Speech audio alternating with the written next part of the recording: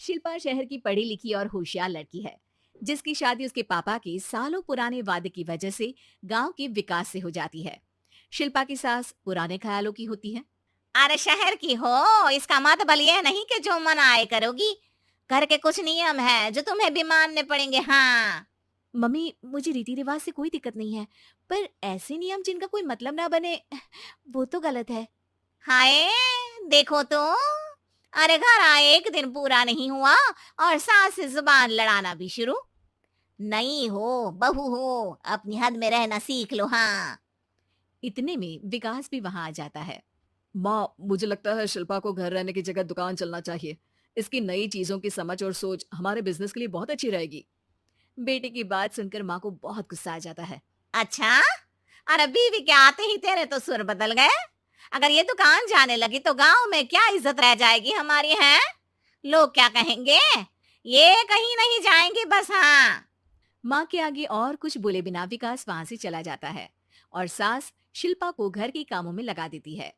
उसी रात विकास और शिल्पा साथ बैठकर बातें कर रहे होते हैं। मम्मी ऐसा क्यों सोचती हैं कि औरतें कुछ नहीं कर सकती, और उन्हें लोगों की इतनी चिंता क्यों है? पापा की डेथ के बाद माँ ने दुकान संभालने की कोशिश की थी, पर लोगों ने उल्टी सीधी बातें सुनाकर उनका आत्मविश्वास इतना गिरा दिया कि वो कुछ कर ही नहीं पाई और सोचने लगी कि शायद औरतें ये सब कर ही नहीं सकती, इसलिए उनसे भी नहीं हुआ। लोगों की यही तो दिक्कत है, उन्हें अपने से ज्यादा दूसरे की जिंदगी में स्वाद आता है। वैसे लोग जिनसे डरते हैं ना, उन्हें ही तोड़ने की कोशिश करते हैं। आप फिक्र मत करो, मम्मी की सोच बदलने का तरीका है मेरे पास। और अगले ही दिन से शिल्पा अपनी सास की सोच बदलने और लोग क्या कहेंगे के डर को खत्म करने की जद्दोजहद में जुट जाती है। मम्मी, आपको पता है, गीता बबीता, अरे जिनके ऊपर दंगल फिल्म भी बनी है, मैं फिल्म बिल में नहीं देखती। हाँ। वो हरियाणा की लड़कियां हैं। दोनों रेसलर हैं। उन्होंने जब ये शुरू किया था ना, तो लोगों ने बहुत बातें बनाई, बुरा भला बोला, मजाक भी बनाया, लेकिन उन्होंने ना किसी की सुनी, ना अपने ऊपर से विश्वास खोया और ना ही हार मानी। और देखो, आज किस मुकाम पर है। अरे तो ये सब मुझे क्यों सुना रही है। हाँ। नहीं नहीं, बस ऐसे ही, हमें अपने आसपास की खबरें तो रखनी चाहिए ना। ऐसा कहकर शिल्पा अपनी सास को सोच में डालकर वहां से चली जाती है। अब शिल्पा हर दिन दुनिया के अगेंस्ट अपनी हिम्मत से सक्सेसफुल बनने वाली लड़कियों की कहानी अपनी सास को सुनाने लगती है। इसी तरह कुछ समय बीत जाता है। और माँ, आजकल बहुत चुप चुप रहती हो, सब ठीक तो है ना? बस कुछ सोचती रहती हैं, इसीलिए ज्यादा बोल नहीं पाती। ऐसा क्यों हुआ माँ, कोई दिक्कत है क्या? अरे तेरी पत्नी ही दिक्कत है। है? मैंने क्या किया? अरे रोज मुझे कुछ समझाने के मकसद से एक नई कहानी सुनाती है, पर खुद नहीं जानती कि मुझे सब पहले से पता है। हाँ। तो फिर दिक्कत क्या है माँ? लोग क्या कहेंगे? अरे उनका तो काम ही है कुछ ना कुछ कहना। आप ये सोचो कि उन्हें नजरअंदाज करके हम साथ मिलकर किस ऊंचाई पर पहुंच सकते हैं। बेटे और बहू की बातों से सोच में पड़ी माँ वहां से चली जाती है। अगली सुबह सबसे पहले तैयार सास आवाज लगाकर बेटे और बहू को बुलाने लगती है। अरे कहाँ सोते पड़े हो दोनों। किसी को घर में कोई काम नहीं है क्या। हाँ। सास की आवाज सुन शिल्पा भागती हुई कमरे से बाहर निकल आती है, जिसके पीछे विकास भी बाहर आ जाता है। मम्मी, आप इतनी सुबह तैयार होकर कहाँ जा रही हैं? अरे किसी नई शुरुआत से पहले भगवान का आशीर्वाद बनता है या नहीं। मैं सीधा दुकान जाऊंगी, तुम काम निपटा कर आ जाना है। सास की बात सुन शिल्पा और विकास खुशी से फूले नहीं समाते। ये हुई ना मेरी माँ वाली बात। पूरा परिवार मिलकर दुकान पर काम करने लगता है, जिसमें विकास और उसकी माँ दुकान संभालते हैं, तो शिल्पा काम को ऑनलाइन डाल शहर और इंटरनेट का काम संभालने लगती है, जिसे देख गांव में लोगों के बीच गॉसिप शुरू होते देर नहीं लगती। और अब क्या विकास भाई, अकेले काम संभल नहीं रहा था तो नौकर रख लेते हैं। और तो को यहाँ लाने की क्या जरूरत थी। इन्हें घर में जो काम बोलो वो तो सही से करती नहीं। यहाँ आकर तो तुम्हें डुबा ही देंगी। अरे भाई साहब, अगर आपके घर की औरतें सही से काम नहीं करती ना, तो हमें उससे कोई लेना देना नहीं। यहाँ आपकी पंचायत के लिए किसी के पास समय नहीं है। हाँ। करारा जवाब सुन बातें सुनाने आए लोग मुंह लटकाए उल्टे पैर वापस चले जाते हैं। वाह मम्मी, ये तो अब दोबारा कभी भूल कर भी यहाँ नहीं आएंगे। I am so proud of you. अरे बहुत हुआ। हाँ, काम पर लगो चलो। तीनों आपस में काम बांटकर अपने अपने काम पर लग जाते हैं। इसी तरह दिन दिनों के साथ महीने बीतते हैं। जिसमें शिल्पा की पढ़ाई, विकास की मार्केट स्किल और सास की फाइनेंशियल मैनेजमेंट से उनकी दुकान बहुत अच्छा बड़ा बिजनेस बन जाता है, जो गांव के साथ साथ शहर में भी अच्छा खासा मशहूर हो जाता है। अरे सच ही कहते थे तुम दोनों। लोगों का तो काम ही होता है कहना। अब हमें सुनना है या नजरअंदाज करना है वो तो हमारे ऊपर है। हाँ। आपकी शुरुआत में गालियां और आसमान छूने पर तालियां, ऐसे लोगों का तो काम ही है पलटना। इनकी बातों से हमें कभी अपनी राह बदल।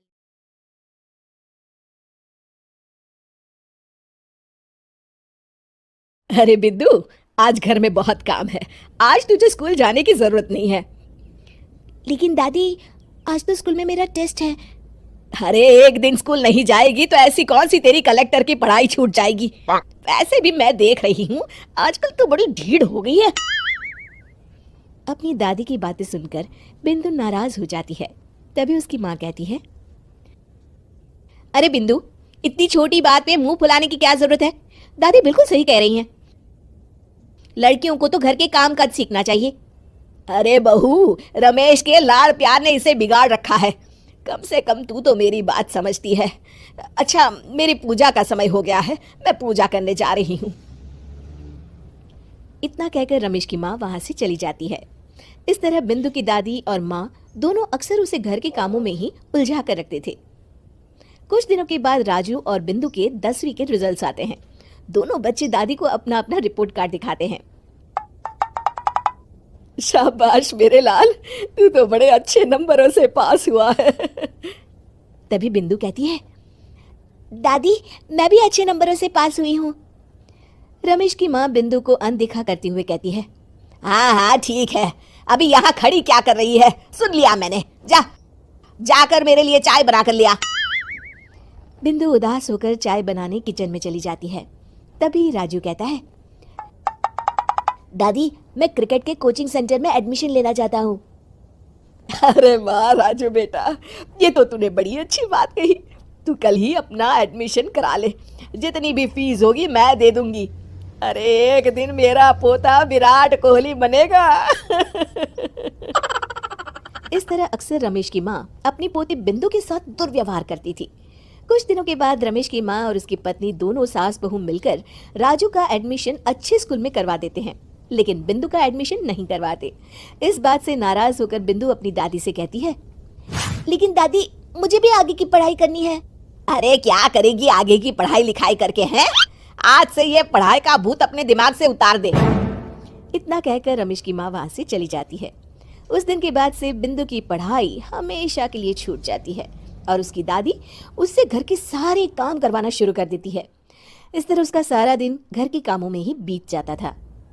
कुछ दिन बीत जाते हैं और एक दिन रमेश छुट्टियों पर घर आता है। बिंदु को घर के काम करते हुए देख उससे कहता है, अरे बिंदु बेटा, तुम स्कूल नहीं गई? पिताजी, दादी ने मेरा एडमिशन कराने से मना कर दिया है। वे कहती है घर पे रहकर घर के काम करना सीख। अपनी माँ का ये बर्ताव देख रमेश को बहुत गुस्सा आता है और वो अपनी माँ से कहता है, माँ ये तुमने क्या किया? आगे की पढ़ाई के लिए स्कूल में बिंदु का एडमिशन क्यों नहीं करवाया? अरे बेटा, लड़की जात है, ज्यादा पढ़ लिख कर क्या करेगी? वैसे भी शादी के बाद तो इसे घर के ही काम करने हैं ना। तुम किस जमाने में जी रही हो माँ? अगर कल्पना चावला के घर वाले भी तुम्हारी सोच के होते तो क्या वो पूरी दुनिया में हिंदुस्तान का नाम रोशन कर पाती? इसका स्कूल छुड़वाकर तुम इसका भविष्य बर्बाद कर रही हो, लेकिन मेरे रहते ऐसा नहीं होगा। बिंदु बेटा, कल ही तुम्हारा एक अच्छे स्कूल में एडमिशन करा दूंगा। तुम जितना चाहे उतना पढ़ो। मेरे होते हुए तुम्हें किसी बात की चिंता करने की जरूरत नहीं है। अपने पिता से हौसला पाकर बिंदु खुश हो जाती है और कहती है, जी पापा, मैं खूब मन लगाकर पढ़ाई करूंगी और बड़ी होकर डॉक्टर बनूंगी। ये हुई ना बात। शाबाश मेरी बेटी। शिक्षा, लड़का हो या लड़की,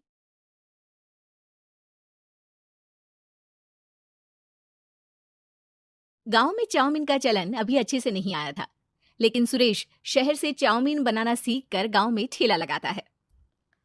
अरे ये केचुआ है क्या भैया? कैसे खाया जाता है? अरे नहीं नहीं, ये चाउमीन है। चाउमीन शहर में खाया जाता है। कितने की दे रहे हो सुरेश? 10 रुपए की प्लेट भरकर। तभी वहां शहर से पढ़ा एक लड़का आता है। जरा एक प्लेट चाउमीन तो देना। सुरेश उसे चाउमीन देता है। उसे चाउमीन खाता देख गांव वाले भी उससे चाउमीन ले लेते हैं और खाने लगते हैं। अरे वाह सुरेश भैया, कमाल की बनाए हो, 2 प्लेट मेरे बच्चों के लिए भी पैक कर दो। बस फिर क्या था, सुरेश का ठेला लगता है और चाउमीन खरीदने वालों की लाइन लग जाती है। तभी वहां से गांव का साहूकार होकर गुजरता है। और ये क्या भीड़ लगी है, लगता है झगड़ा हो गया है गांव में।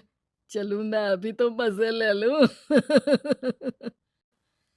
अरे कहाँ है, इतनी भीड़ लगी है यहाँ, लड़ाई हो गई है क्या? अरे साहूकार साहब, ना ना ना, कोई लड़ाई ना हुई है। ये तो सुरेश की दुकान है चाउमीन की, हम लोग चाउमीन खाने आए हैं, आप भी खाइए ना। साहूकार चाउमीन खाता है और सुरेश की तरफ देखता है, जो सारे दिन के पैसे गिन रहा होता है। अरे सुरेश, क्या लागत है इस काम की? अरे साहूकार जी, आप अब आए हैं तो ये पूरे 10,000 रुपए ले जाइए, जो पिछले साल शहर जाने से पहले आपसे लिए थे ना। लागत तो क्या कहे, जो आपने दिया था उसी में सीखा भी है और दुकान भी खोल ली। अरे पैसे इतने जल्दी क्या जरूरत थी? कैसे जरूरत नहीं थी साहूकार जी, इतना मोटा ब्याज कहाँ से भरते। साहूकार को अब सुरेश की दुकान को हड़पने की लालच आ जाती है। नाना करते ये सारे दिन में 500 रुपए कमा ही लेता है। अरे गांव में ये ऐसे ही कमाता रहा तो कहीं ब्याज का काम ना शुरू कर दे।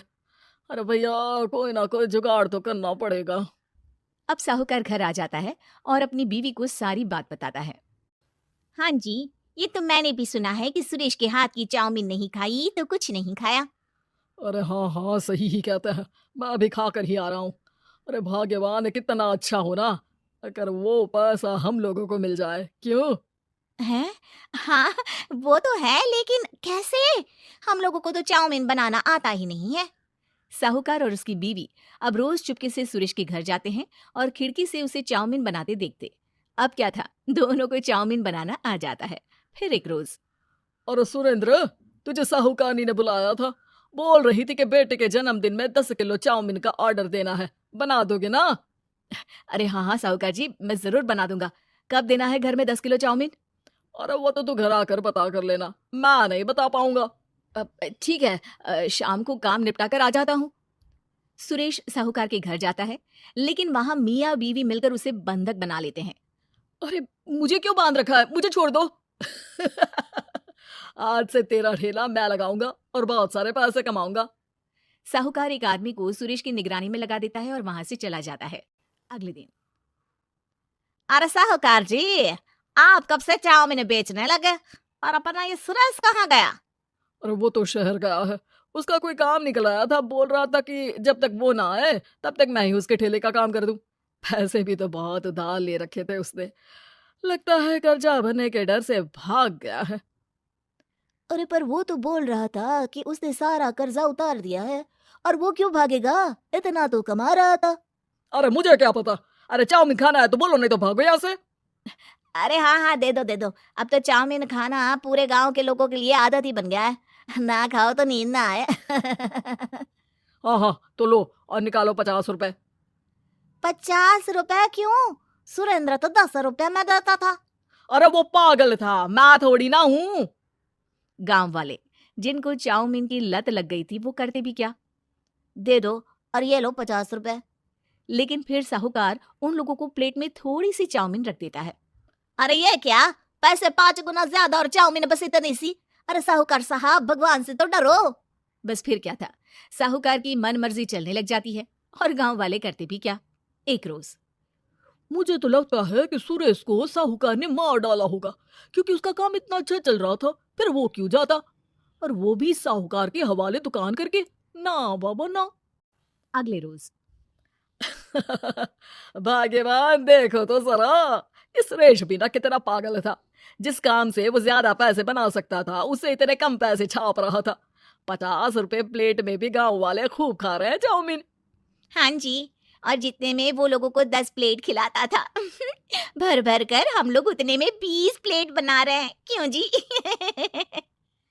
वहीं सुरेश रोज भगवान से मांगता कि बस एक बार वो किसी तरह वहां से निकलने में कामयाब हो जाए, लेकिन उसकी हर कोशिश नाकामयाब होती। फिर एक दिन, अरे भाग्यवान, ऐसा कुछ करो कि चाउमीन बनाने का खर्चा आधा हो जाए, जिससे हम लोगों को और मुनाफा हो। ना जी, मुझे तो कोई तरकीब ना सूझ रही। अरे सुनो, एक काम करते हैं, चाउमीन बनाने में जो सब्जी लगती है वो मंडी में लेने तुम देर रात चली जाना। तब तक वो सारी सड़ी गली सब्जी जो दुकानदार वहीं फेंक जाते हैं वो उठा कर ले आना फ्री में। अरे बाजी वाह, आप तो बहुत समझदार हैं जी। बीवी वैसा ही करती है, लेकिन अब लोग चाउमीन खाते तो मुंह बनाकर। फिर एक बार, अरे राम राम राम, ये पेट में दर्द काहे हो रहा है? आई, आई, आई, आई, आई। हाय रे हाय, मेरा भी पेट दर्द के मारे फटा जा रहा है। सभी को शक हो जाता है कि उन लोगों को चाउमीन खाने से ही ये बीमारी हो गई है। वहीं दूसरी तरफ जो आदमी सुरेश की निगरानी कर रहा था वो सो रहा होता है और मौका देखकर सुरेश वहां से भाग जाता है। सुरेश गांव वालों के पास जाकर उन्हें सब कुछ बता देता है। बस अब क्या था, साहूकार के घर पुलिस पहुंच जाती है। चलो, तुमने गांव के लोगों को खराब सब्जी वाली चाउमीन खिलाकर बीमार किया और सुरेश को बंधक बनाया। तुम्हें इसीलिए हम गिरफ्तार कर रहे हैं।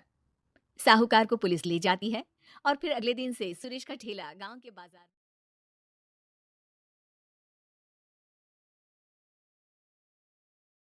शहर की कच्ची बस्ती में एक गरीब मजदूर कालू रहा करता था। कालू के घर में उसकी पत्नी जानकी थी। जानकी लोगों के घरों में झाड़ू पोछा करके कुछ पैसे कमा लेती थी और वहीं कालू किसी तरह मेहनत मजदूरी करके 2 वक्त की रोटी का जुगाड़ कर लेता था। कुछ दिनों से हो रही बारिश के कारण कालू की मजदूरी बंद हो गई थी। अरे जानकी, इस बार तो बरसात ने हद ही कर दी, रुकने का नाम ही नहीं ले रही।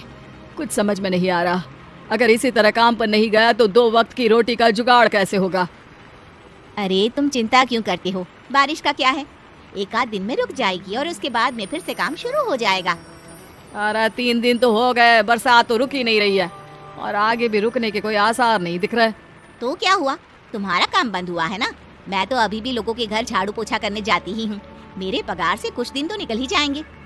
अरे घर का खर्चा तो हम किसी तरह चला लेंगे जानकी, लेकिन ये जो छत टपक रही है इसका क्या करेंगे? ये बात तो आपकी सही है। हमारी झोपड़ी अब काफी पुरानी हो चुकी है और इसके छप्पर में भी कई सारे छेद हो गए हैं। रात भर पानी टपकता रहता है। अरे मैं भी इसी बात से बहुत परेशान रहता हूँ, कहीं किसी दिन ज्यादा बारिश आ गई तो हमारी झोपड़ी टूट कर बिखर ना जाए। राम राम राम, ऐसी अशुभ बातें क्यों करते हो? अरे ऐसा कुछ नहीं होने वाला, ये झोपड़ी ही तो हमारा सब कुछ है। अगर यही नहीं रही तो हम जाएंगे कहाँ? ठीक है जानकी, जब तुम्हारी पगार मिल जाएगी तो कुछ पैसे बचाकर झोपड़ी के छप्पर की मरम्मत करवा लेंगे, शायद हमारी परेशानी कुछ कम हो जाए। ठीक है जी, अब ना ज्यादा परेशान मत हो। ये लो, खाना खा लो और सो जाओ, सुबह मुझे भी जल्दी काम पर जाना है। जानकी और कालू अपनी झोपड़ी में सो गए। रात को अचानक से बहुत तेज बारिश शुरू हो गई। धीरे धीरे बारिश का पानी कालू की बस्ती में भरने लगा। पानी भरते भरते झोपड़ी के बाहर तक पहुंच गया था। सुबह के वक्त जब कालू और जानकी सोकर उठे, हे भगवान, ये क्या हो गया? बारिश का पानी तो हमारे घरों तक पहुंच चुका है। अब मैं काम पर कैसे जाऊंगी? रहने दो जानकी, तुम आज काम पर मत जाओ। ऐसे पानी से निकल कर जाओगी और बीमार पड़ गई तो लेने के देने पड़ जाएंगे। लेकिन अगर नहीं गई तो मालकिन लोग नाराज हो जाएंगे। आप जानते हैं ना, बड़ी मुश्किल से 1 दिन की छुट्टी भी नहीं देती है। अरे लेकिन जानकी, झोपड़ी के बाहर तो पूरी बस्ती में पानी भरा है, तुम जाओगी कैसे? जानकी जैसे तैसे करके काम पर चली जाती है, लेकिन अगले दिन फिर से बहुत ज्यादा बारिश होती है और बस्ती में ज्यादा पानी भर जाता है। आज तो मैं तुम्हें किसी भी तरह काम पर नहीं जाने दूंगा। अरे अगर तुम्हें कुछ हो गया तो क्या होगा? ठीक है, तुम ठीक ही कहते हो, आज नहीं जाती। अगर मालकिन नाराज हो गई तो मना लूंगी किसी तरह। अरे मनाने वाली क्या बात है, जब तुम बताओगी कि हमारी झोपड़ी में पानी भर गया है तो वो खुद ही समझ जाएंगे ना। अगले 2 दिन तक तेज बारिश होने की वजह से जानकी, कालू और आसपास की बस्ती में रहने वाले सभी लोगों के घरों में पानी भर जाता है, जिसकी वजह से जानकी काम पर नहीं जा पाती। और 3 दिन के बाद जैसे ही जानकी काम पर पहुंचती है, कहाँ थी तुम? पिछले 3 दिनों से काम पर क्यों नहीं आई?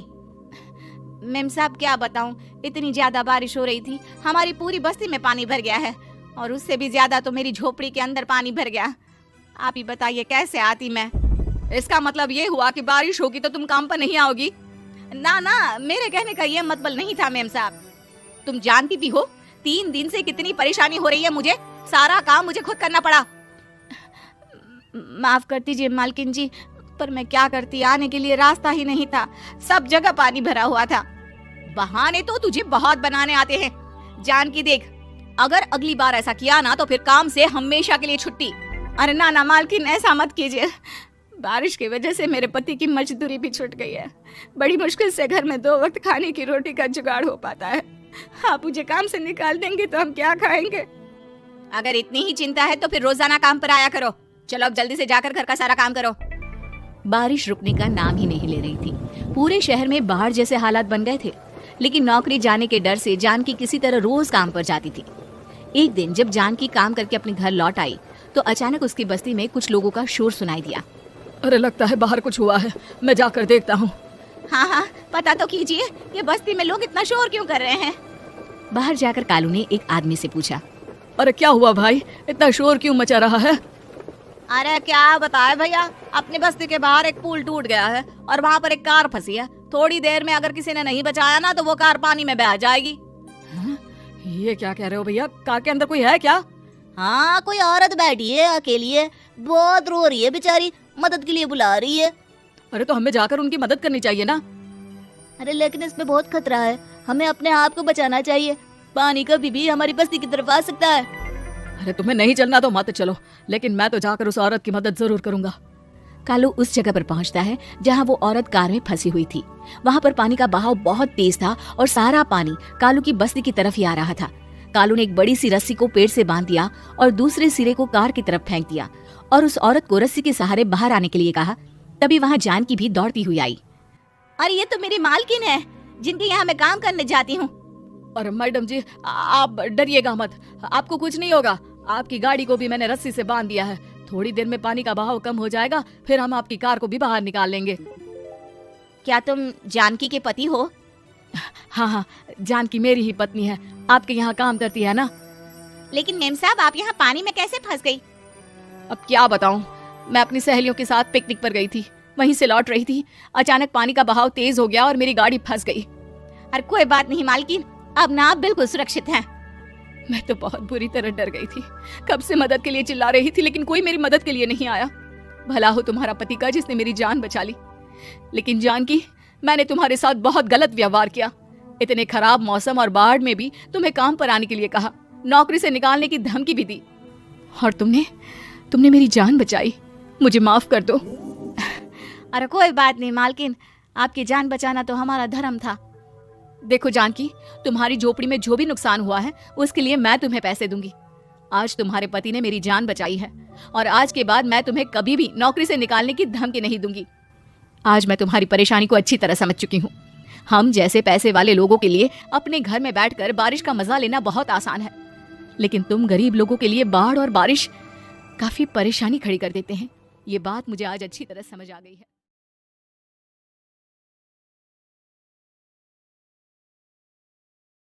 नीरू की है। पंजाब की नीरू की शादी दिल्ली के राहुल से होती है। दिल्ली कितना बड़ा शहर है ना, लेकिन आप लोगों का घर तो बहुत छोटा है। हमारे पंजाब में तो ये बड़े बड़े घर होते हैं कि मजा ही आ जाता है। कोई बात नहीं नीरू, मैं भी तुम्हारे लिए बहुत बड़ा मकान बनाऊंगा बहुत जल्दी। नीरू के पिता जहां पंजाब के जाने माने व्यापारी थे, वहीं उसका पति राहुल दिल्ली में एक सिंपल नौकरी करता था। माँ, यहाँ तो घी मक्खन इतना महंगा है कि क्या बताऊं। मैं तो तरस ही जाती हूँ घी खाने के लिए। नीरू की माँ को यह सुनकर बहुत दुख होता है। मेरी बेटी को घी नसीब नहीं हो रहा है और ये बहू यहाँ बैठकर घी में शक्कर डाल रही है। देख वनिता, मैं साफ कह रही हूँ, इससे घर में जितना घी आएगा उतना ही मेरी बेटी के घर दिल्ली भी जाएगा। अरे ये क्या बात होती है माँ जी, बेटी का उतना ही करो जो अच्छा लगे। अब क्या मायके से घी और मक्खन तक की सप्लाई करोगी आप? हाँ, मेरी बेटी किसी चीज को तरसे मुझसे बर्दाश्त नहीं होता। अब क्या था, नीरू के मायके में 2 किलो घी आता तो 2 किलो दिल्ली जाता नीरू के पास। एक दिन, माँ बड़ी गर्मी पड़ती है दिल्ली में। इस घर में तो एक ही एसी है और वो भी ड्राइंग रूम में। सारा परिवार एक ही कमरे में सोता है। हाँ बेटा, वो तो हर घर की कहानी है। यहाँ भी एक ही एसी है। अरे बिल इतना आता है कि क्या बोलूं। तभी वहां राकेश आ जाता है। माँ, थोड़ी देर में यहाँ कुछ प्लम्बर आएंगे मेरे कमरे में एसी लगाने, जरा ध्यान से लगवा देना ना माँ। ओए, ऐसे कैसे तेरे कमरे में एसी लगेगा? हाँ राकेश, एक बार बात तो कर लेता। अरे पापा, वो वनिता को गर्मी में नींद नहीं आती। ड्राइंग रूम में सबके साथ सोने में वो अनकंफर्टेबल है, इसलिए। अरे पूरे परिवार के साथ वहां तेरी बहन नीरू भी तो सोती है, वो नहीं हो रही क्या अनकंफर्टेबल? समझ रहा है ना? अगर एसी लगेगा तो एक दिल्ली में तेरी बहन के कमरे में भी लगेगा, तभी तू लगा सकेगा। राकेश वनीता को सारी बात बताता है। वनीता करती भी क्या, मन मार कर बैठ जाती है। माँ, ये लोग ठीक नहीं है, क्या करूं मैं? अरे बेटी, यहाँ आ जा तू, यहाँ आकर रह ले। अरे छोड़ दे ऐसे पति को। कैसे छोड़ दूं माँ?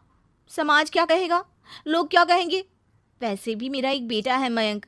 अरे हटा बेटा, तेरी उम्र ही क्या है, इतनी परेशान रहेगी तो काम कैसे चलेगा। खैर, बात आई गई हो जाती है। माँ को लगता है कि नीरू ठीक है, तो वहीं नीरू के मन में एक ही लाइन चल रही होती है, यहाँ आ जा।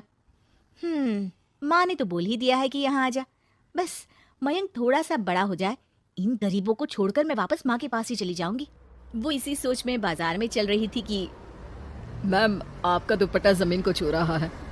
नीरू जैसे ही उस लड़के की तरफ देखती है, देखती ही रह जाती है। हाय रे, कितना सुंदर लड़का है ये। अब क्या हुआ? मैंने कहा आपका दुपट्टा। तो खुद ही उठाकर दे दो ना। लड़का समझ जाता है कि नीरू उस पर फिदा हो चुकी है। वो उससे उसका नंबर लेकर चला जाता है। अब क्या था, नीरू और रोहित में लगातार बातें होने लगती है। मैं हरियाणा का रहने वाला हूँ, यहाँ एक बड़ी कंपनी का मैनेजर हूँ। अच्छा, और कितने बच्चे हैं तुम्हारे? बच्चे? अरे मेरी तो शादी भी नहीं हुई है। तुम बताओ, शादी करोगी? नीरू शर्मा जाती है। अब लेकिन मैं तो पहले से ही शादीशुदा हूँ। मुझे फर्क नहीं पड़ता, बस तुम शादी कर लो, भाग चलते हैं। बहुत पैसे वाला हूँ मैं, हमेशा खुश रखूंगा तुम्हें। नीरू रोहित से मिलकर सारा प्लान बना लेती है और फिर एक दिन घर से भाग जाती है। दोनों शादी कर लेते हैं। शादी के बाद क्या बात है नीरू, तुम्हें परेशान सा देखता हूँ, सब ठीक तो है ना? हाँ हाँ, सब ठीक है।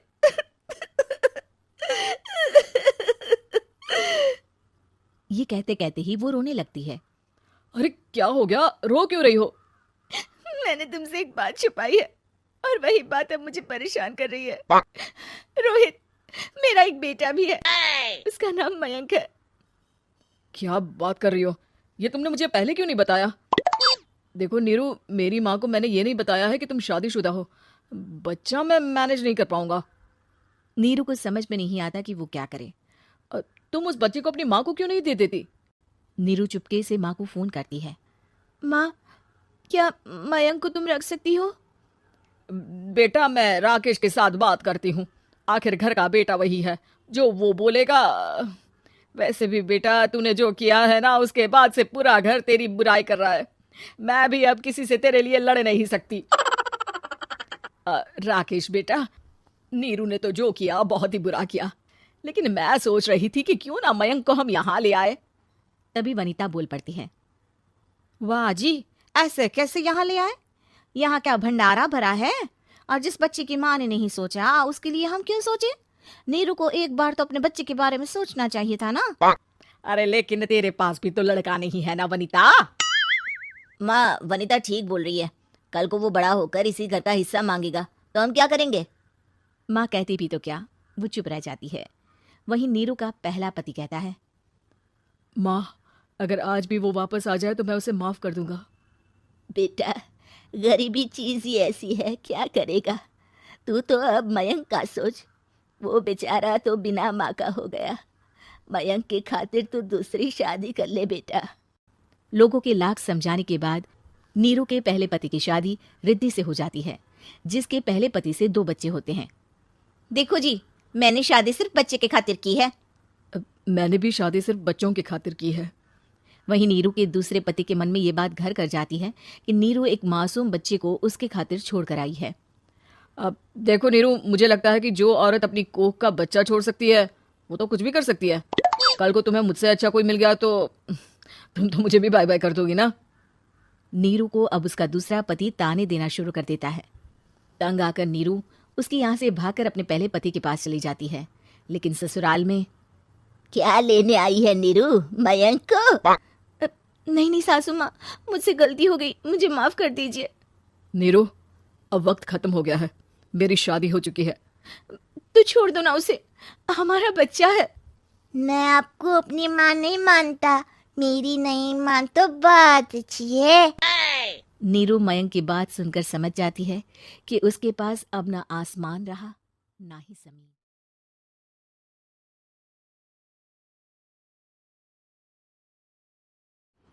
सावित्री 2 बेटों की माँ थी। उसे इस बात पर बड़ा घमंड था। वो मानती थी कि बेटे घर की शान होते हैं। ये ले सावित्री, मिठाई खा, मेरे यहाँ पोती पैदा हुई है। ये सुनते ही सावित्री मुंह बना के कहती है, अरे तू तो लुट गई, बर्बाद हो गई, तेरे यहाँ लड़की पैदा हो गई। अरे तू ऐसा क्यों कह रही है? मैं तो बहुत खुश हूँ। अरे जब तेरी पोती के पीछे तुझे खर्चे पर खर्चे करने पड़ेंगे ना, तब ये तेरी सारी खुशी गम में बदल जाएगी। पहले लड़की की पढ़ाई लिखाई का खर्चा, फिर उसकी शादी का खर्चा। अरे आजकल की शादियाँ कितनी महंगी हो गई है। गहने बनाओ, लाखों रुपए पानी की तरह बह जाते हैं। लड़कियाँ तो सिर्फ खर्चा करवाने के लिए ही पैदा होती हैं। इस तरह लड़कियों के प्रति अपने विचार व्यक्त करते हुए सावित्री ममता को लंबा चौड़ा भाषण देके चली जाती है। अब तो आप लोग इस कहानी में सावित्री देवी का पात्र अच्छी तरह समझ ही गए होंगे। कुछ समय बाद सावित्री की बड़ी बहू भी एक लड़की को जन्म देती है। फिर क्या था, सावित्री पूरा आसमान सर पर उठा लेती है। हे भगवान, ये तू मुझसे किस जन्म का बदला ले रहा है? अरे मैं तो मंदिर में रोज आकर तुझसे कहती तो थी कि मुझे एक पोता चाहिए, और तूने मुझे पोती दे दी। इतनी मिठाइयाँ और प्रसाद चढ़ाने का क्या फायदा हुआ? तभी सावित्री की बहू निशा कहती है, क्या माँ जी, आप भी इतनी सी बात पर नाराज हो गई हैं? देखिए तो आपकी पोती कितनी सुंदर है, बिल्कुल आप पर गई है। अरे चुप कर, तुझे 9 महीने इतने महंगे महंगे काजू बादाम फल फ्रूट खिलाने का फायदा क्या हुआ? मेरे तो सारे पैसे बर्बाद हो गए। ये सुन सावित्री का बड़ा बेटा अजय कहता है, माँ, तुम सिर्फ नाम के लिए 2020 में रहती हो। असल में तुम्हारा दिमाग सैकड़ों साल पुरानी सोच रखता है। आज के जमाने में लड़का और लड़की में कौन फर्क करता है? मैं तो बहुत खुश हूँ कि भगवान ने मुझे लक्ष्मी के रूप में बेटी दी है। लेकिन सावित्री पर अजय की बातों का कोई असर नहीं होता। नालायक, अपनी पत्नी की जबान बोल रहा है। मेरा बड़ा बेटा तो हाथ से गया। लेकिन सावित्री देवी हार मानने वाली नहीं थी। वो पोते की चाह में अपने छोटे बेटे विजय की शादी करवा देती है। कुछ समय बाद आखिरकार वो दिन आ ही जाता है जब सावित्री की छोटी बहू गर्भवती हो जाती है। सावित्री इतनी खुश हो जाती है कि वो बच्चे के जन्म से पहले ही सारे मोहल्ले में ढिंढोरा पीटने लगती है। ये क्या सावित्री, तू तो पोते के जन्म से पहले ही मिठाई बांट रही है। पहले पोता पैदा तो होने दे, और फिर क्या पता अगर पोते की जगह पोती पैदा हो गई तो। ये सुन सावित्री चिढ़ जाती है। अरे अपनी काली जबान मत चला। मेरी मिठाई खा के मेरा ही बुरा सोच रही है। बड़ी आई, ला मेरी मिठाई वापस कर। देख लेना, इस बार मेरे यहाँ पोता पैदा होगा, पोता। लेकिन ठीक इसका उल्टा होता है। सावित्री की छोटी बहू भी एक लड़की को जन्म देती है। सावित्री फिर से रोना धोना शुरू कर देती है और अपनी छोटी बहू को कोसते हुए भला बुरा कहने लगती है। देखते ही देखते ये सावित्री की रोज की आदत हो जाती है। एक दिन उसकी इस आदत से परेशान होकर विजय अपने भाई अजय से कहता है, भैया, माँ खुद एक औरत होकर हमारी बेटियों को पसंद नहीं करती, उल्टा उन्हें रोज कोसती रहती है। मुझे माँ की ये आदत बिल्कुल पसंद नहीं आती। अरे तू ठीक कहता है, मैं भी अब माँ से तंग आ गया हूँ। अच्छा, तो अब तुम दोनों इस तरह पीठ पीछे मेरी बुराई भी करने लग गए हो? नहीं माँ, हम चाहते हैं कि घर में शांति बनी रहे। हमें हमारी बेटियाँ बहुत प्यारी है। मैं नहीं चाहता कि वह तुम्हारे ताने सुन सुन कर बड़ी हो, और इसीलिए हम दोनों ये घर छोड़कर चले जाएंगे। हाँ माँ, मैं भैया की बात से सहमत हूँ। जब तुम इस घर में अकेली रहोगी तब तुम्हें अपनों की कीमत का एहसास होगा।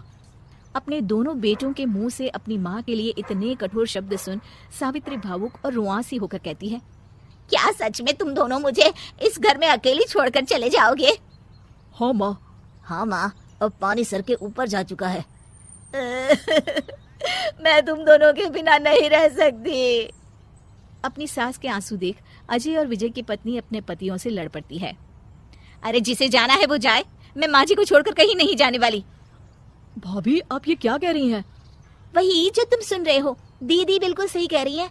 हम बेटियों के संस्कार हमें सिखाते हैं कि सास माँ समान नहीं बल्कि माँ ही होती है, और उस माँ की जिंदगी भर सेवा की जाती है। बेटे अपना फर्ज भूल सकते हैं, लेकिन बेटियां नहीं। आप दोनों शौक से जा सकते हैं। माँ जी, हम दोनों के रहते आपको किसी बात की फिक्र करने की जरूरत नहीं। फिर क्या था, सावित्री के ऊपर छाए बेटों के घमंड के बादल उसकी बेटी स्वरूप बहुओं के तेज के आगे आंसू के रूप में परिवर्तित होकर सावित्री की आंखों से बहने लगते हैं और वो उन दोनों को गले लगा लेती है। मैं जिंदगी भर बेटियों को कोसती रही, लेकिन आज तुम दोनों को देख मुझे समझ आ गया कि बड़े अभागे होते हैं वो लोग।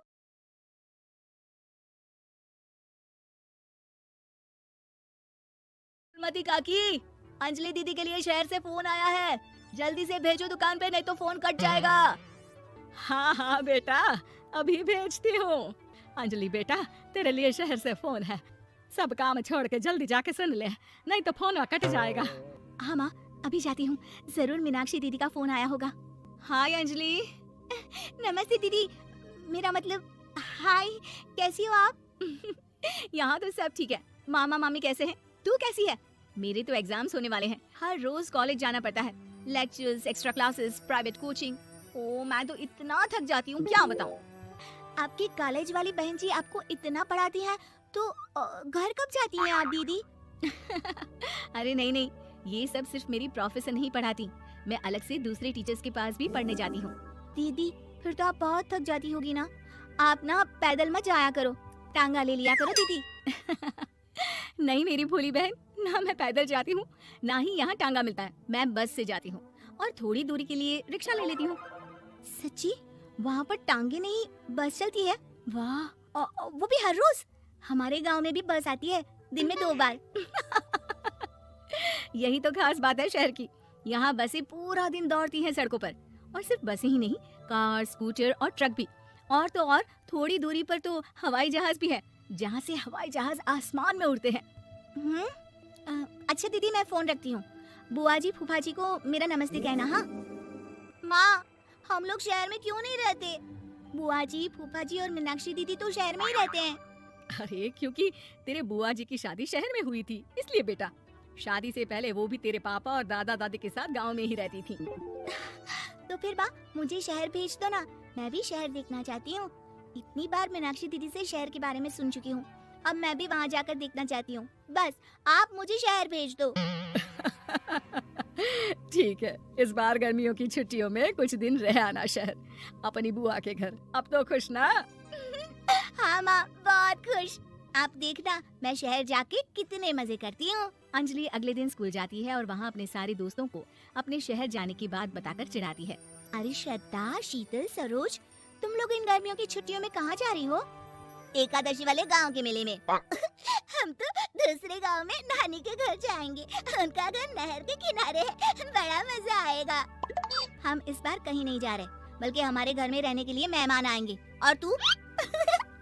अरे मेरा क्या है, मैं तो बस पास वाले शहर जा रही हूँ, अपनी बुआ जी के घर, वहीं रहूंगी कुछ दिन। तुम लोग चिंता मत करना, मैं चिट्ठी लिखूंगी तुम सबको वहाँ से। पापा, पापा मुझे तो चक्कर आ रहे हैं, जी घबरा रहा है। बेटा शहर आने की जिद भी तो तूने ही की थी, अब पहली बार बस में चढ़ी है तो यही होना था, भुगतो अब।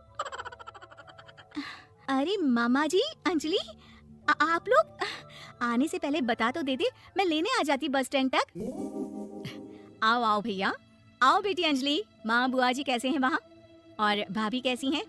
सब ठीक है, बस अंजलि जिद कर रही थी कुछ दिन आप लोगों के साथ रहने की, सो छोड़ने आ गया। दीदी, आप मुझे शहर घुमाने ले जाओ ना, मुझे भी शहर देखना है। हाँ हाँ चल, तैयार हो जा जल्दी से। अंजलि तैयार होने जाती है और कुछ देर बाद जब बाहर आती है तो अरे ये क्या कर दिया तूने? मार्केट तक ही तो जाना है, इतनी डार्क रेड लिपस्टिक, इतने बड़े बड़े झुमके और चूड़ियाँ और चेहरे पर इतना सारा पाउडर। मेरी बहन ऐसे नहीं चलेगा, जा और ये सब हटा के आ। अरे कैसे, क्यों? मैंने शहर आने के लिए इतनी मेहनत से ये सब इकट्ठा किया था, और वैसे भी मैंने देखा है मोहल्ले की राधा काकी के टीवी पर एक फिल्म चल रही थी, उसमें हीरोइनें ना ऐसे ही तैयार होकर जाती है घूमने। सब पता है मुझे, मैं तो ऐसे ही जाऊंगी दीदी। अंजलि शहर की चकाचौंध को देखकर बहुत हैरान और खुश होती है। ऊंची ऊंची इमारतें, सड़क पर दौड़ती गाड़ियाँ, बड़ी बड़ी दुकानें, उसकी एक्साइटमेंट का ठिकाना नहीं था। दीदी, ये छोटा सा कमरा सड़क के किनारे क्यों रखा है? इसमें कौन रहता होगा? ये कमरा नहीं, पीसीओ है, पीसीओ। यहाँ पर लोग फोन करने आते हैं सिक्का डालकर। ओह, हमारे गांव में तो दुकान पे ही जाते हैं बात करने। अच्छा चल, तुझे रेस्टोरेंट में खाना खिलाने ले चलती हूँ। Excuse me, 2 plate noodles please and 2 Cola. Meenakshi को ऑर्डर प्लेस करते हुए अंजलि बहुत ध्यान से देखती है। और थोड़ी ही देर में ऑर्डर लेकर वेटर आ जाता है और खाना टेबल पर रख देता है। अरे ये लंबी लंबी सेवइयाँ खाते कैसे हैं दीदी? और इसके साथ कोई अचार, प्याज, मूली कुछ भी नहीं दिया, बस ये छोटा सा पेट खुजाने वाला दे दिया है। गांव में तो छोटे छोटे चावल ही होते हैं जो कि हाथ से ही खा लेती हूँ, अब इसे कैसे खाऊं दीदी? एक्सक्यूज मी, एक चम्मच प्लीज, और लिटिल प्याज और अचार और मूली और एक गिलास मट्ठा, वो बाद में। हाँ, अब ये सब सुनकर आसपास बैठे लोगों को हंसी आ जाती है। मीनाक्षी भी अपनी हंसी किसी तरह रोकने की कोशिश करती है और वेटर मुस्कुराता हुआ वहाँ से चला जाता है। अंजलि समझ नहीं पाती कि सब किस बात पर हंस रहे थे, लेकिन वो छिप जाती है। दीदी मुझे लगता है कि मुझे इन सेवइयों को ऐसे ही खा लेना चाहिए, इसी पेट खुजाने वाले कांटे के साथ। एक काम कर, तू मुझे खाते देख, जैसे मैं खाऊं तो भी वैसे ही खा ले। ठीक है दीदी। अंजलि खाते खाते नूडल्स में सिरका ज्यादा डाल देती है, फिर ऊपर से नमक दानी से खेलते हुए काफी नमक भी अनजाने में छिड़क लेती है। अरे ये क्या क्या खा लिया? अरे हाय हाय, कितना कड़वा है। पानी पानी, ये काला शरबत ही पी लेती हूँ। और जल्दबाजी में अंजलि जल्दी जल्दी कोला पी लेती है, जिससे उसके नाक में झंझनाहट होती है। दीदी मुझे ले चलो यहाँ से, मैं ये सब शहरी खाना नहीं खा सकती। अब शर्म के मारे मीनाक्षी अपनी बहन को वापस घर ले जाती है और कहती है कि देख अंजलि, माना कि शहर और गांव एक दूसरे से बहुत अलग है, लेकिन इसका मतलब ये नहीं कि हमेशा शहर ही बेहतर हो और उस वजह से हमें वो सब करना पड़े जो हम नहीं कर सकते। शहर में सहूलतें तो हैं ही, पर चुनौतियां भी हैं। हम जहाँ भी रहें, हमें कभी अपने आप को कम या ज्यादा नहीं समझना चाहिए। और किसी भी नई जगह में ढलने में समय लगता है, उसके लिए तुम्हें दूसरों की नकल करने की कोई जरूरत नहीं है। बेटा घूम लिया शहर या अभी और घूमना है? नहीं पापा, मैं अपनी गलती समझ गई।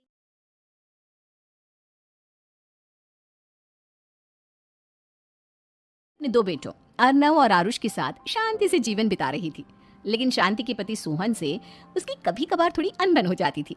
एक दिन शांति रोज की तरह सुबह का खाना बना रही थी, तभी दरवाजे की घंटी बजी। घंटी की आवाज सुनकर वो दरवाजे की ओर जाते हुए कहती है, अरे आती हूँ, कौन है? सब्र करो।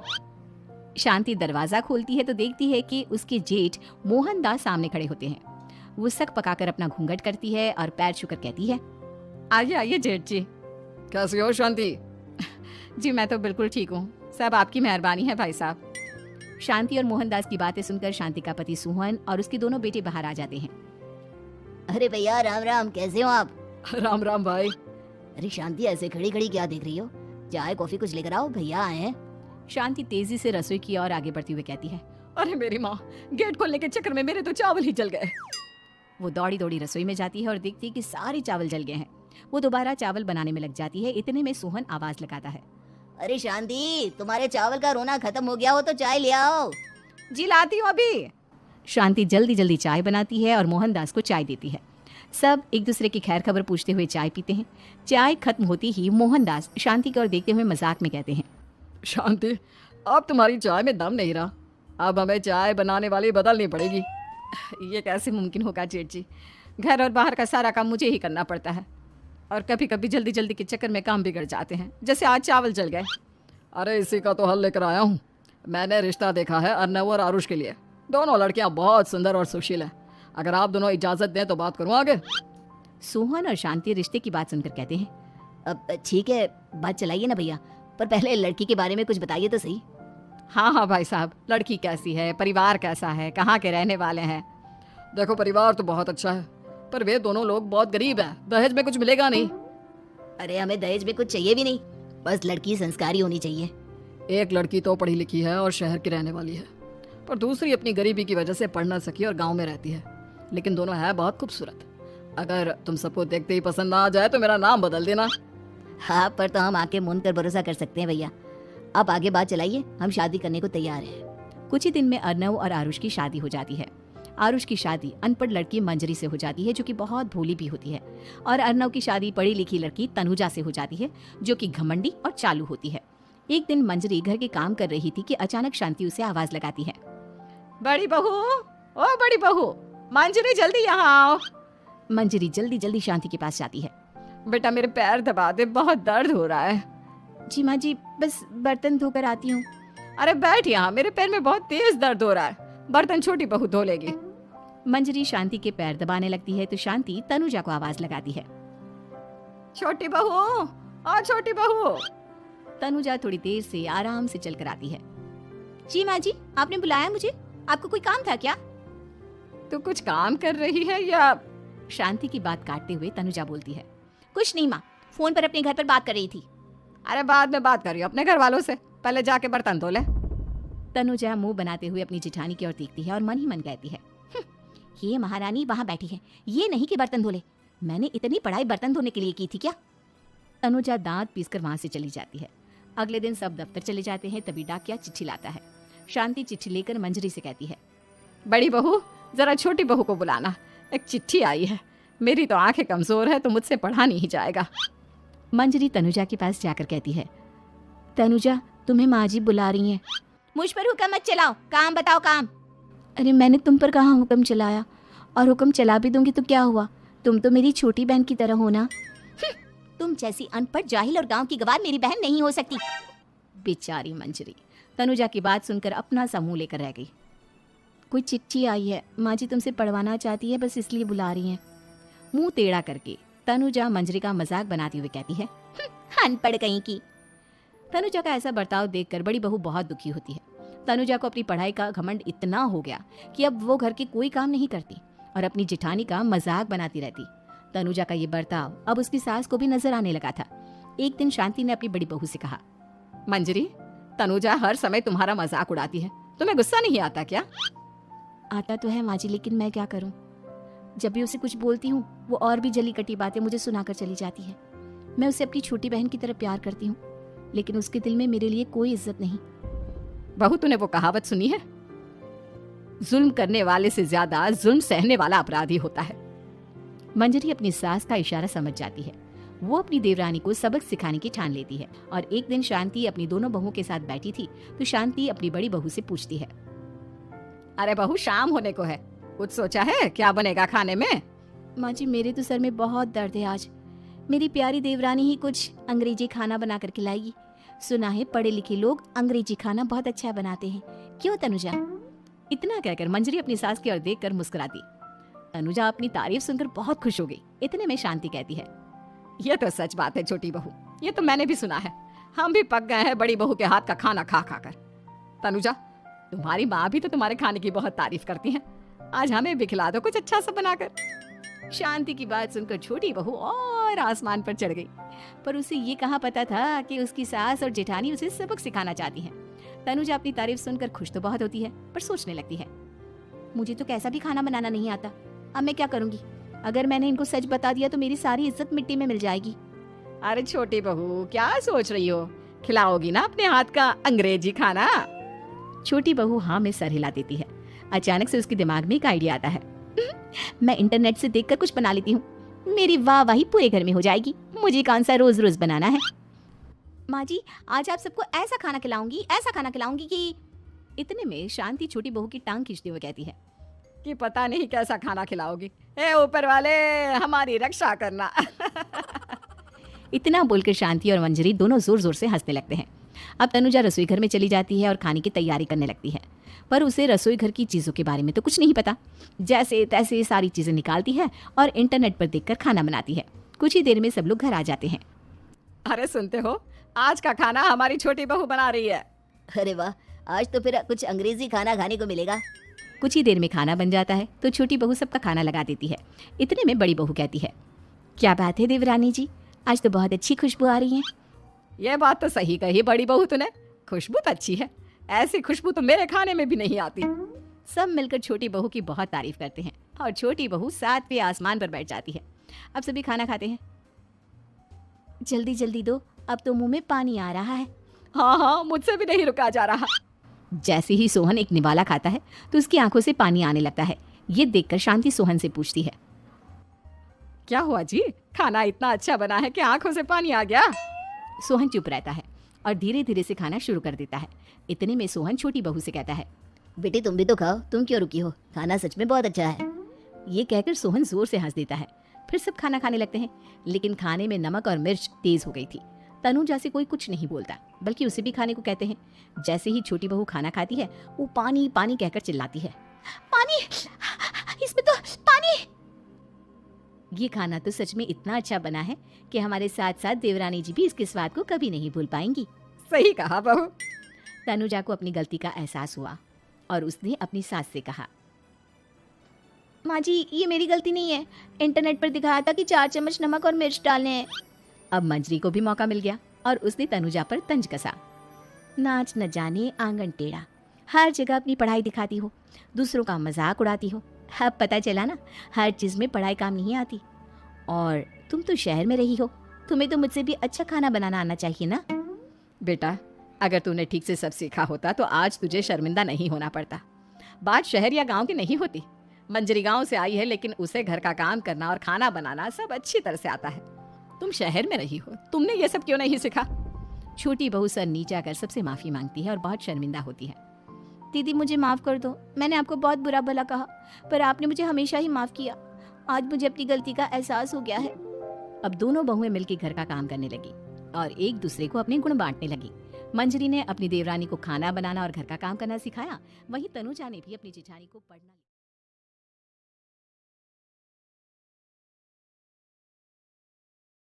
वास्तव मौसी का जब बेटा हुआ था, उन्होंने तभी ठान लिया था कि अपने बेटे के लिए सबसे सुंदर लड़की का हाथ मांग कर लाएंगी।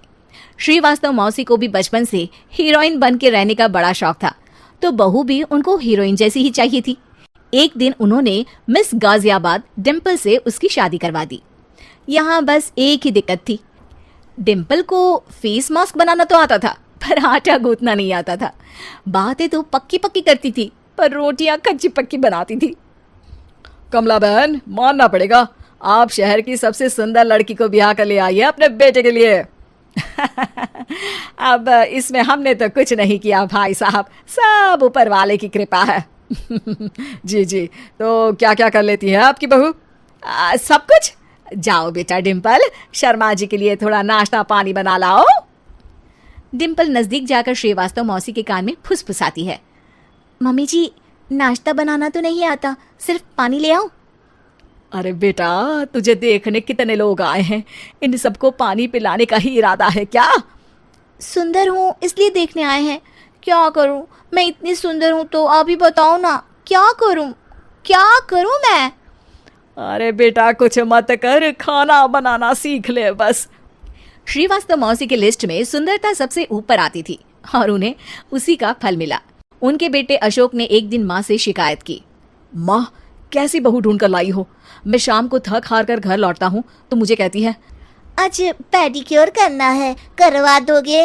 अरे जबकि दिन भर काम करके पाँव मेरे थके थे। अरे बेटा, ठीक है ना, धीरे धीरे सीख जाएगी। अरे क्या सीख जाएगी माँ, उससे कुछ भी नहीं आता। हफ्ते भर का शेड्यूल बना लिया है उसने, पेडिक्योर, हेड मसाज, मुल्तानी मिट्टी का ये वो, अरे पता नहीं क्या क्या। अरे मुझे तो नाम भी नहीं आते। देख बेटा, खाना बनाना, सब्जी काटना, ये सब सीखा जा सकता है, पर सुंदरता नहीं सीखी जा सकती। इतनी सुंदर बहू मिली है, फिर भी तू खुश नहीं है, कैसा बेटा है तू? श्रीवास्तव मौसी का मानना था कि समय रहते बहू सब सीख जाएगी, पर मिस गाजियाबाद से शादी कराने के बाद घर का जो नाम हुआ है वो जरूरी है। अरे सबकी बहू खाना बना लेती है, हमारे घर में तो काम वाली दीदी भी है, पर हमारे घर में जितनी सुंदर बहू है ना, उतनी किसी के घर में नहीं। ऐसा श्रीवास्तव मौसी सबको कहती रहती। फिर एक दिन वो हो गया जो नहीं होना चाहिए था, डिम्पल को पिंपल हो गया। डिम्पल घर में छुपी बैठी थी, पर ऐसी खबर छिपती कहाँ है। शर्मा जी घर में अपने बेटी की शादी का न्योता देने आए तो उन्होंने पूछ लिया, अरे आज आपकी बहू नहीं दिख रही? हाँ, वो ना थोड़ा काम में बिजी है, आती ही होगी। और इतने में डिम्पल सही में किसी काम से वहां आ जाती है। बस शर्मा जी की नजर पड़ जाती है डिम्पल के पिंपल पर, जो उन्हें चांद पे दाग जैसा लगता है। पूरे शहर में बात फैल जाती है कि डिम्पल को पिंपल हो गया है। ये दिक्कत काफी गंभीर थी और श्रीवास्तव मौसी को पता था कि अगर ऐसा चलता रहा तो उन्होंने जो हासिल किया था सब मिट्टी में मिल जाएगा। उन्होंने फट से डिम्पल को अपने कमरे में बुलाया। अरे बेटा, शर्मा जी के बेटे की शादी 1 हफ्ते में ही है, हमें उससे पहले ही तुझे वापस सुंदर बनाना पड़ेगा। तू बता, तुझे मेकअप के लिए क्या क्या चाहिए? डिम्पल की दी गई लिस्ट का सामान श्रीवास्तव मौसी शाम को ही ले आती है और उसके बाद शुरू होता है डिम्पल का मेकओवर। एक हफ्ते में सारे क्रीम्स पाउडर टेस्ट हो चुके हैं और डिम्पल और श्रीवास्तव मौसी रेडी हो जाते हैं शर्मा जी के बेटे की शादी के लिए। शादी के दिन डिम्पल बहुत सुंदर लग रही थी। श्रीवास्तव मौसी को उम्मीद थी कि बस अब तो हर जगह वो और डिम्पल ही छाए रहेंगे, चाहे शादी किसी की भी हो। पर जब वो शादी में पहुंचते हैं तो उन्हें बाहर शर्मा जी लोगों का स्वागत करते मिलते हैं। अरे कमला जी, सही समय पर आई हैं, आप ही का इंतजार था। हमने भी हमारे बेटे के लिए मिस अहमदाबाद ढूंढी है। डिम्पल और श्रीवास्तव मौसी दोनों के मुंह खुले के खुले रह जाते हैं शर्मा जी की बहू को देखकर। वो तो डिम्पल से भी ज्यादा सुंदर थी। क्यों, हमने भी अच्छी बहू ढूंढी है ना? हाँ हाँ शर्मा जी, बाकी आजकल के जमाने में सुंदरता से क्या होता है भाई। देखो, बूढ़े तो सब होते हैं। मैं तो मानती हूँ कि बस रोटियां गोल बना दे, इससे ज्यादा क्या चाहिए। सुंदरता का क्या है, ढल जाती है, पर गुण वो हमेशा रहते हैं। अरे वाह वाह, इतना बड़ा ज्ञान आपको कोई गुरु भी नहीं देता जितना बड़ा ज्ञान आपको एक छोटे से पिंपल से मिल गया। अगले दिन जब अशोक डिम्पल से बात कर रहा होता है, कल शादी में मिस अहमदाबाद के बाद सब मिस गाजियाबाद यानी तुमको ही देख रहे थे। क्या करूं, मैं इतनी सुंदर हूं तो आप ही बताओ क्या करूं। क्या करूं मैं तो कहती हूँ कि घर का कोई काम कर या फिर बाहर अपने लिए कोई काम ढूंढ ले। है? क्या कहा माँ जी? हाँ जी, सुंदरता का क्या है। कल तूने मिस अहमदाबाद से मात खाई, आगे कोई मिस हैदराबाद आ जाएगी या मिस फैजादाबाद आ जाएगी, इसलिए काम पर ध्यान दो। हाँ। और कुछ महीनों बाद, अरे बहू, काम करने के बाद तू सुंदर नहीं।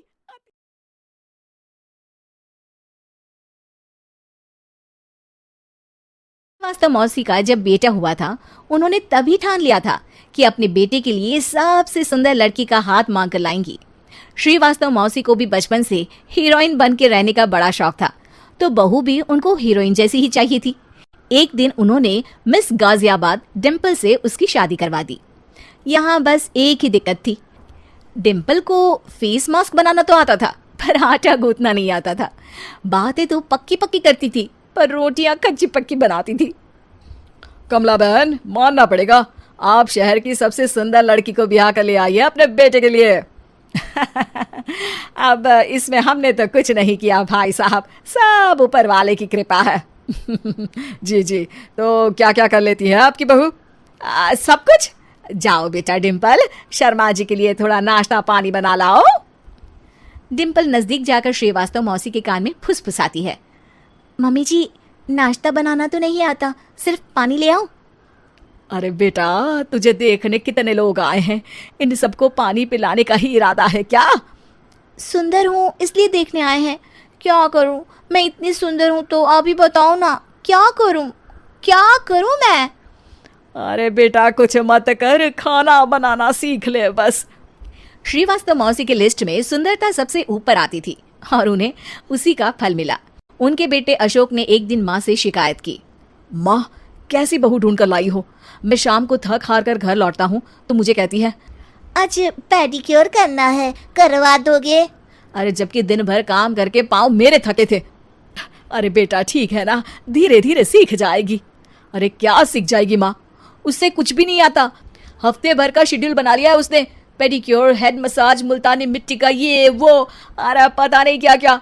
अरे मुझे तो नाम भी नहीं आते। देख बेटा, खाना बनाना, सब्जी काटना, ये सब सीखा जा सकता है, पर सुंदरता नहीं सीखी जा सकती।